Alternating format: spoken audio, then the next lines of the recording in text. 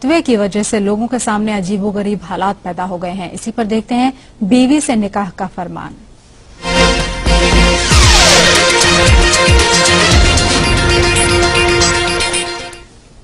तो मुरादाबाद में एक गांव में फतवे की वजह से लोग जो हैं वो अजीबोगरीब हालात से गुजर रहे हैं। देवबंदी मत के इमाम से पढ़ाई गई जनाजे की नमाज के कारण बरेलवी मत के लोगों को फिर से निकाह करने का फतवा आ गया।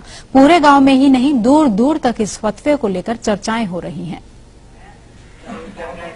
मुरादाबाद के थाना पाकबाड़ा के अहरौला माफी गांव में इन दिनों निकाहों का दौर चल रहा है, लेकिन ये निकाह किसी रस्म के तहत नहीं बल्कि पश्चाताप की वजह से हो रहे हैं।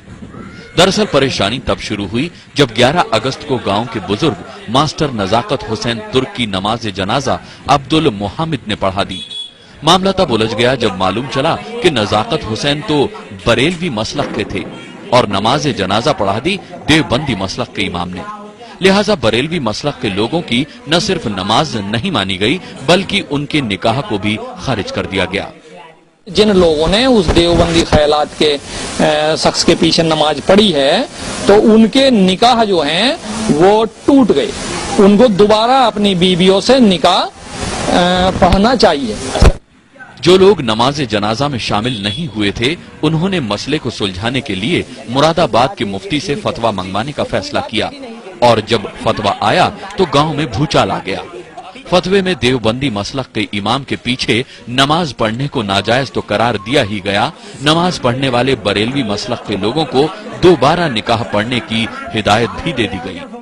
जाहिर है कि जब उसने कुफ्र के अकीदे रखने वाले के पीछे नमाज पढ़ी, आया वो कोई भी हो तो उसकी नमाज नहीं है और जानबूझकर उसने ऐसा किया है तो वो भी उसी जुमरे में दाखिल है। इसलिए उसको दोबारा कलमा पढ़ना होगा और अगर निकाह है तो वो टूट गया, फिर से दोबारा निकाह करना होगा। इस फतवे से गांव में अफरा तफरी मच गई। ईमान को पुख्ता करने का दौर शुरू हुआ और गांव में दोबारा निकाह पढ़ने की प्रक्रिया भी शुरू हो गई। अब तक सैकड़ों लोगों का निकाह पढ़ा जा चुका है। राजुल राज, सहारा न्यूज ब्यूरो, मुरादाबाद।